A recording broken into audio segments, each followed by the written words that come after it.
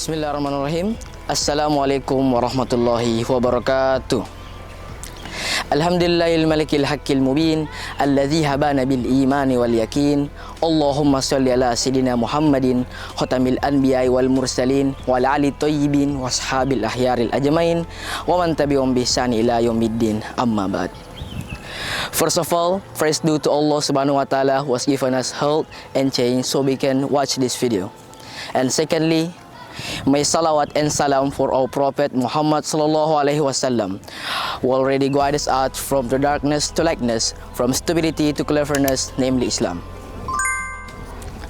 Puji syukur kita panjatkan kehadirat Allah Subhanahu wa Ta'ala yang telah memberikan kita nikmat iman, nikmat kesehatan, serta nikmat kesempatan sehingga kita bisa menonton video yang singkat ini. Selanjutnya, salawat serta salam kita curahkan ke Nabiullah Rasulullah sallallahu alaihi wasallam yang telah menuntun kita dari zamannya gelapnya jahiliyah hingga ke terang benderang Islamiyah atau kerap juga disebut dengan minaz zulumati ilan nur. Selanjutnya, berdirinya saya di sini untuk menyampaikan kultum singkat yang berjudul Adab para penuntut ilmu dan larangan dalam menuntut ilmu. Menuntut ilmu itu adalah salah satu hal yang wajib bagi kita kaum muslimin. Sebagaimana ada mahfuzat yang berbunyi utlubul ilmu minal mahdi ilal lahdi, yaitu tuntutlah ilmu dari buayan hingga ke dalam liang lahat. Ilmu itu tidak dibatasi bagi laki-laki ataupun perempuan, melainkan harus diwajibkan bagi keduanya. Seorang penuntut ilmu itu bagi Allah tinggi derajatnya, seperti pada surah Al-Mujadalah ayat 11, yaitu orang-orang yang menuntut ilmu akan dinaikkan derajatnya beberapa derajat dibandingkan orang lain. Dan ada pun pernah cerita orang yang bertanya kepada Rasulullah SAW tentang apakah lebih baik orang yang berilmu tidur ataupun orang yang selalu beribadah namun tanpa ilmu. Dan jawabannya adalah lebih baik orang yang tidur dengan berilmu. Sebagaimana wahyu Allah yang diturunkan pertama kali kepada Rasulullah SAW, yaitu surah Al-Alaq ayat 1 sampai 5, yaitu melalui perantara malaikat Jibril yang mengatakan Iqra, Iqra, Iqra, itu bacalah, bacalah, bacalah. Hal ini mengisyaratkan bahwa selain kita membaca dan memahami wahyu Allah, itulah dasar dalam menuntut ilmu. Baiklah, menuntut ilmu agama adalah salah satu hal yang mulia, terutama di pondok pesantren, dikarenakan kita sudah dimudahkan dengan banyaknya fasilitas yang ada. Sebagaimana Rasulullah sallallahu alaihi wasallam bersabda, barang siapa yang dikehendaki kebaikan oleh Allah, maka Allah akan pahamkan dia dalam ilmu agamanya. Nah, sebelum kita menyelam lebih dalam ke dalam samudra ilmu, ada baiknya kita berhenti sejenak untuk memperhatikan adab-adab para penuntut ilmu. Adab yang pertama adalah selalu berniat menuntut ilmu dengan ikhlas dan demi Allah Subhanahu wa Ta'ala tanpa adanya kepentingan dunia. Kita sebagai penuntut ilmu harusnya tahu bahwa kita diwajibkan beribadah kepada Allah Subhanahu wa Ta'ala. Namun, tidak ada cara lain untuk beribadah kepada Allah Subhanahu wa Ta'ala selain dengan menuntut ilmu. Itulah menuntut ilmu, sarana untuk menghilangkan kebodohan dalam diri sendiri dalam beribadah kepada Allah Subhanahu wa Ta'ala yang sesuai dengan perintahnya, bukan dengan hawa nafsunya.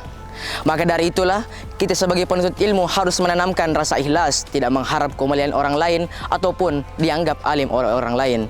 Sebagaimana Allah memotivasi hambanya dalam firman-Nya, yaitu A'udzubillahi minasyaitonirrajim. Bismillahirrahmanirrahim. Fa'lam annahu la ilaha illa wastaghfir li dzambik. Tidak ada sesembahan yang hak disembah selain Allah Subhanahu wa Ta'ala, dan mintalah ampunan atas dosa-dosamu.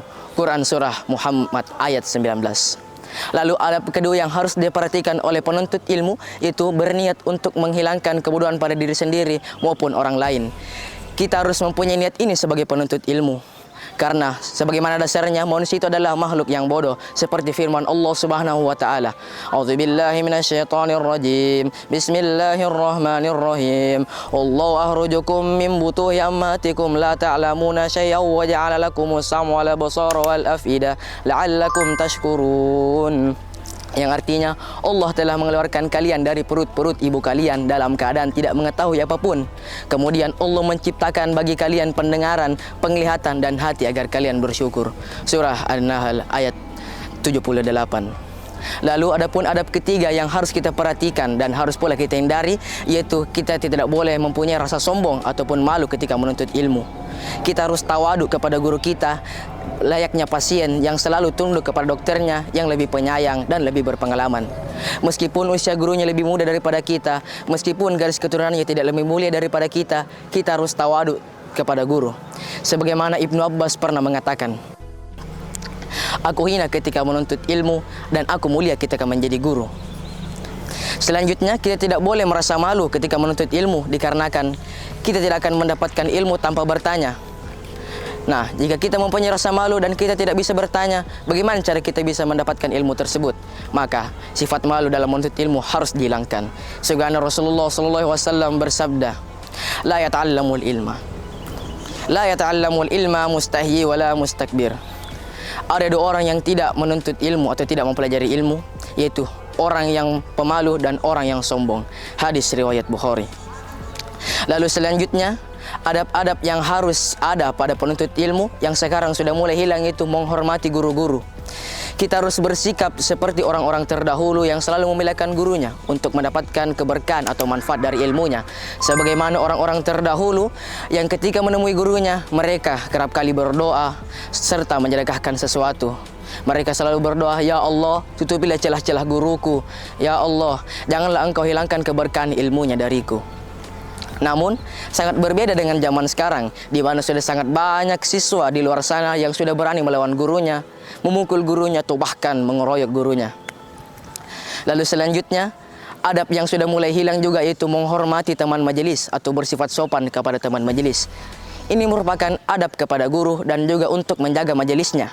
Kita tidak boleh mengeraskan suara, tertawa terlalu keras, atau mengalihkan kepala ke kiri dan ke kanan ketika majelis sedang berlangsung.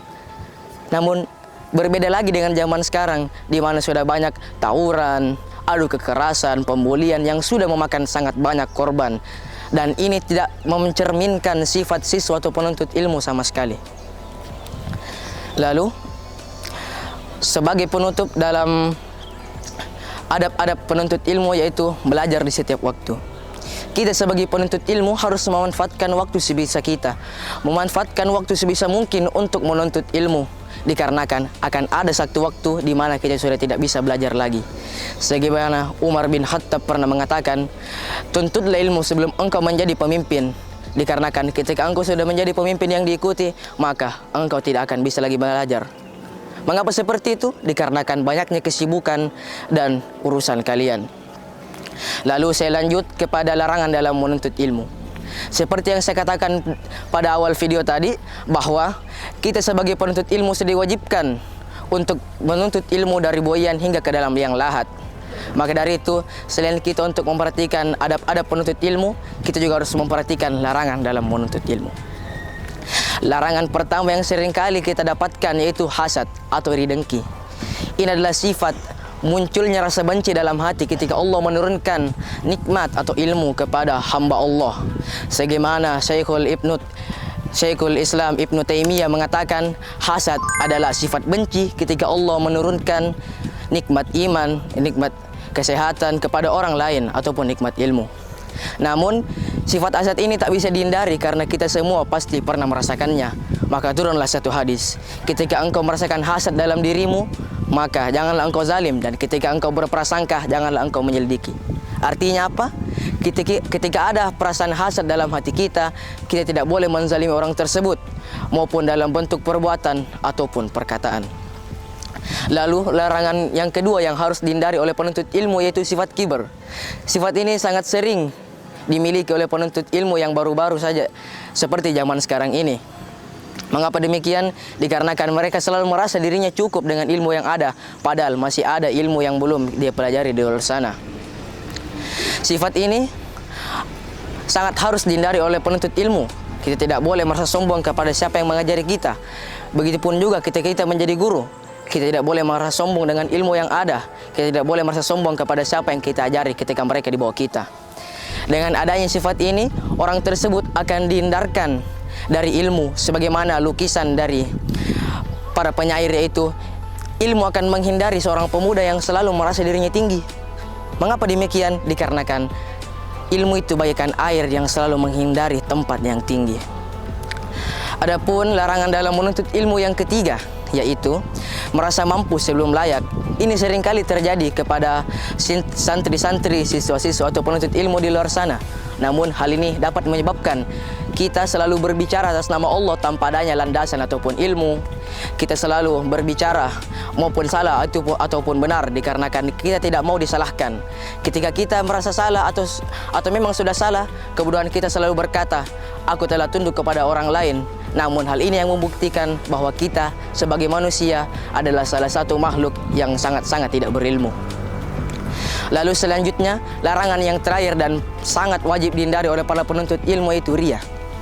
Riya ini adalah racun bagi segala amal. Mengapa demikian?